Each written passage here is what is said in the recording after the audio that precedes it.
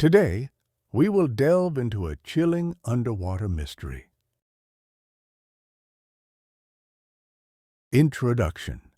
Today, we will talk about an extraordinary underwater expedition that began on February 23rd, 2025.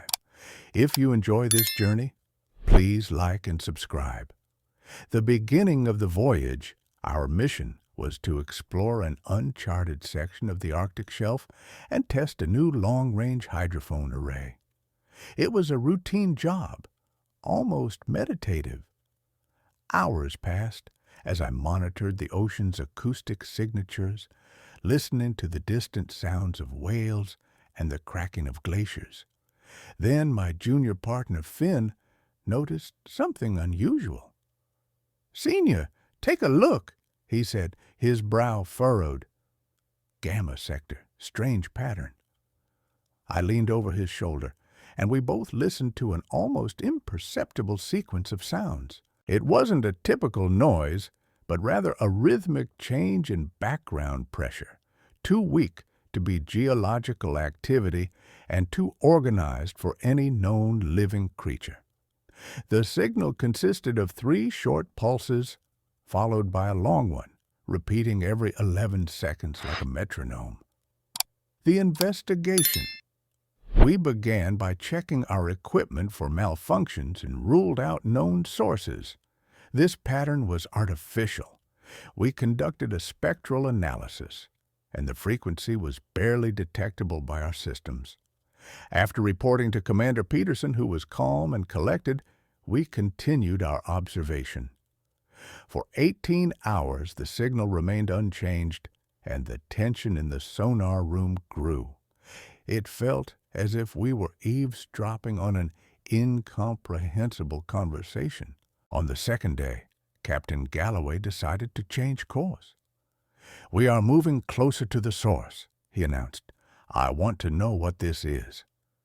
The Vigilance slowly turned north, diving deeper into the ice.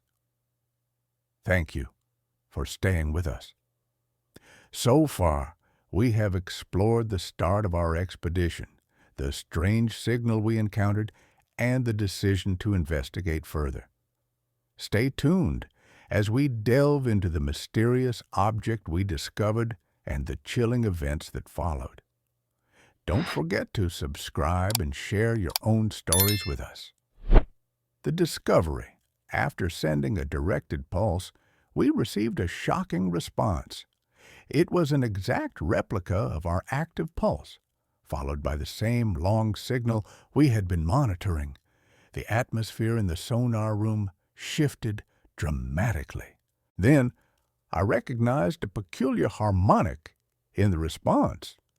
It was the same acoustic signature of my late friend Leo Martinez, who had perished during a testing accident. I realized that the unknown object was mimicking his voice. A cold dread washed over me as I listened to this entity respond with the voice of my dead friend. The silence in the sonar room was heavier than the pressure outside, and I felt the weight of the moment. The response. As we analyzed the situation, it became evident that the object was not just a passive formation, but something intelligent. Captain Galloway ordered us to remain vigilant. The object ceased its rhythmic signal, but did not disappear. It was as if we had disturbed something ancient, and it was now aware of us. We continued to track it, but our systems began to fail. A sudden vibration coursed through the hull, and the lights flickered. Panic set in as we lost propulsion, leaving us adrift in the icy darkness. The massive object beneath us began to shift, creating seismic disturbances. The encounter. The object, now moving, rose from the seabed with an elegance that defied its size. It approached us silently, and we were powerless to escape. The tension on board was palpable as we awaited its next move. Suddenly, it began to broadcast a chaotic cacophony of signals, intertwining fragments of our own communications. It was scanning us, learning about our systems, and now it was attempting to communicate in a distorted manner.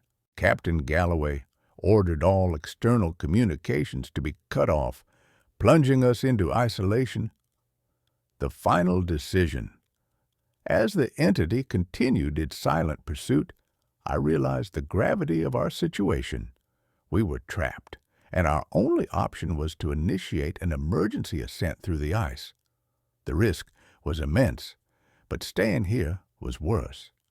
With the crew's morale dwindling, I felt a strange clarity.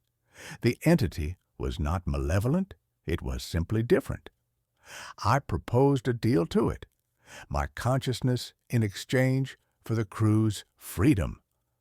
The glowing fibers of the entity responded immediately, creating a path for me to the reactor room, the sacrifice. In the reactor room, I confronted the crew, who were prepared to self-destruct the submarine. I argued against it, asserting that the entity was willing to listen. I offered myself as a sample, a voluntary exchange for the safety of my crew. The glowing fibers enveloped me, and I felt my consciousness expand, merging with the entity. In that moment, I understood its purpose. It was a collector of consciousness, preserving life in a cosmic library. As I faded, I realized that I would live on in a different form while my crew escaped.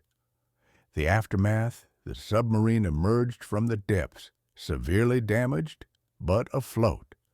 We had lost some of our crew to the entity, but many remained. The incident was classified, and the sector was closed to navigation. Occasionally, signals from the depths would be detected, a reminder of what lay beneath. Perhaps, in the vastness of the universe, the echoes of our journey would persist, a testament to our encounter with the unknown. Conclusion. This story serves as a reminder of the mysteries that lie beneath the surface of our world.